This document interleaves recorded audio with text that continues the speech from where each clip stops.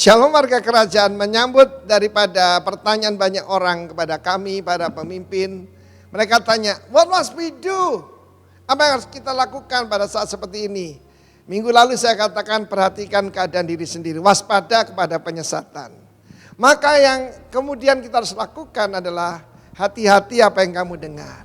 Firman Tuhan berkata, you will hear rumors of war.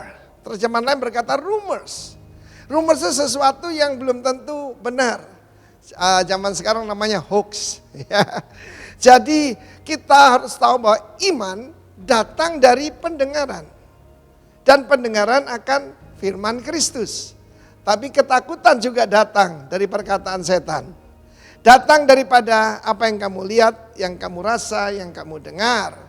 Lukas 21 mengatakan bangsa-bangsa akan dalam keadaan kacau. Orang mati ketakutan. Karena apa? Karena apa yang mereka lihat dan mereka dengar. Kekacauan di antara apa yang terjadi di atas muka bumi ini. Karena itu yang kedua kita harus berjaga-jaga apa kita dengar. Demikian juga begitu banyak sekarang ini serangan kepada hamba-hamba Tuhan. Oh kamu sudah dengar ini itu, ini itu, ini itu. Saudara-saudara, cek and recheck kebenarannya. Dan ada yang tidak perlu disampaikan. Saya memerintahkan pada semua pemimpin kita. Kalau ada berita hamba Tuhan jatuh, hamba Tuhan dikhianati anaknya, itu jangan disebarkan. Sebab itu memuliakan setan dan memuliakan Tuhan. Yang memuliakan Tuhan kalau ada orang bertobat. Kalau jiwa-jiwa dijangkau. Orang disembuhkan, siarkan itu di gunung, oke? Beritakan dari atap rumah. Tetapi hati-hati apa yang kamu dengar. Karena firman Allah mengatakan, war and rumors of war. Kita melihat tanda-tanda kedatangan Tuhan, salah satu paling jelas adalah, yaitu apa yang terjadi pada bangsa Israel. Sekali lagi saya katakan, Israel adalah Israel, gereja adalah gereja. Kalau saya pernah bilang gereja itu Israel rohani ya saya keliru lah. Umat Tuhan betul. Tapi kita bukan Israel. Israel itu sendiri. Dan apa yang katakan Tuhan tentang bait Allah yang diruntuhkan itu bangsa Israel kan. Saat ini kalian harus tahu.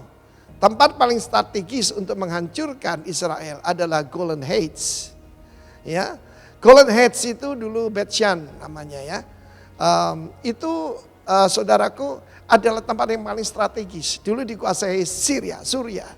Dan Israel tidak mungkin menyerahkannya. Dan ketahuilah, tentara Rusia sudah ada hari ini. Sudah ada untuk melatih tentara Suriah di perbatasan Israel di Golden Heights. Kalau kita tidak mengerti itu tanda zaman, saya tidak tahu lagi lah. Banyak orang ribut, ini tandanya corona, ini tanda zaman atau tidak. Firman Allah mengatakan, akan ada penyakit sampar, gempa bumi, rumors of war. Hati-hati yang kamu dengar. Pastikan kamu cuma mendengarkan suara yang datang dari sorga. Amin. Kalaupun kita melihat berita-berita itu, kita harus tahu bahwa penyelamatan kita sudah dekat. Amin. Tuhan Yesus akan segera datang. Karena itu Israel itu adalah seperti detik jam yang menuju tengah malam. Akan tiba malam di mana tidak seorang pun bisa bekerja. Kita melihat Turki mau menyerang Yunani dan sebagainya. Turki mau dibangkitkan kekaisaran Ottoman yang dulu. Lihat sebagai tanda zaman. Itu yang disebutkan Alkitab, kitab Daniel, kerajaan utara. Bukan Rusia. It's Turkey.